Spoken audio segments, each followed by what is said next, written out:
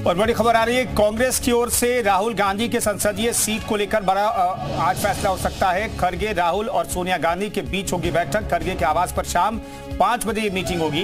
कांग्रेस अध्यक्ष मल्लिकार्जुन खड़गे के घर ये शाम 5 बजे बैठक होगी। इस बैठक में राहुल गांधी किस सीट को छोड़ेंगे और किस सीट से सांसद बने रहेंगे, ये फैसला हो सकता है। इस बैठक में राहुल गांधी के वायनाड या रायबरेली सीट छोड़ने पर चर्चा होगी।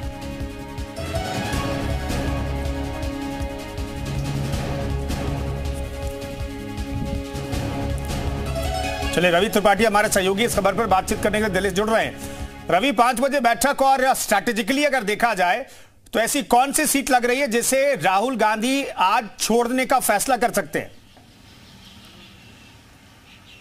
अब देखिए, स्ट्रेटेजिकली तो कांग्रेस को तय करना होगा कि उसको नॉर्थ को प्रायोरिटी देना है या साउथ को प्रायोरिटी देना है राहुल गांधी को। क्योंकि देखिए, राहुल गांधी को बुरे समय में यानी 2019 में वायनाड ने साथ दिया जब वो अमेठी से हार गए, तो ऐसी स्थिति में कहा जाए कि साउथ से राहुल गांधी को रहना चाहिए, क्योंकि साउथ ने उनका साथ दिया जिस समय नॉर्थ ने उनको छोड़ दिया। लेकिन इस बार चूंकि उनको राजनीति करनी है और लंबे समय की राजनीति करनी है, तो नॉर्थ की राजनीति करनी पड़ेगी। रायबरेली उनको रखना पड़ेगा, वायनाड छोड़ना पड़ेगा। ये दोनों चीजें हैं। तो मुझे लगता है कि कहीं ना कहीं राहुल गांधी रायबरेली रिटेन करेंगे, क्योंकि नॉर्थ की राजनीति करनी है। और नॉर्थ में अगर सीट नहीं आई, अभी खाता खुला है, ठीक ठाक सीटें उत्तर प्रदेश में आई है, इसका मैसेज बिहार में भी आप 1 से 2 बढ़े हैं, झारखंड में भी बढ़े हैं, तो कहीं ना कहीं इससे एक मैसेज जाएगा कि राहुल गांधी नॉर्थ में रहना चाहते हैं, नॉर्थ में अपनी पार्टी को, संगठन को बढ़ाना चाहते हैं। तो एक बात ही, और दूसरा हो सकता है कि वायनाड से प्रियंका गांधी का नाम हो सकता है कि किसी अन्य का नाम हो। लेकिन राहुल गांधी ने जिस तरह से प्रॉमिस किया था वायनाड में कि मैं ऐसा नाम तय करूंगा जिसमें आप भी खुश होंगे और रायबरेली की जनता भी खुश होगी, तो इसका मतलब ये मान के चलिए कि खुश होने वाली जो बात है, तो गांधी परिवार से ही सेटिस्फाइड होंगे, वायनाड के लोग भी और रायबरेली के लोग भी।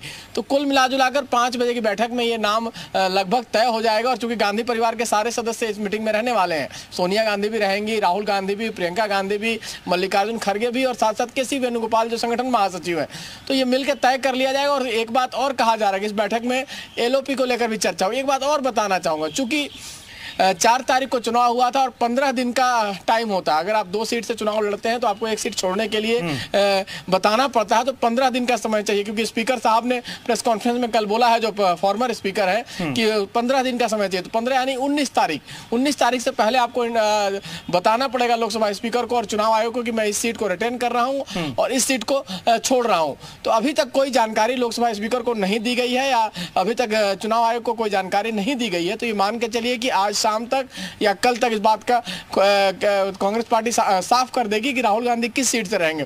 वैसे कांग्रेस पार्टी की परंपरा है कि आखिर तक खींच कर ले जाते हैं मामले को, न्यूज को सस्पेंस बनाए रखते हैं।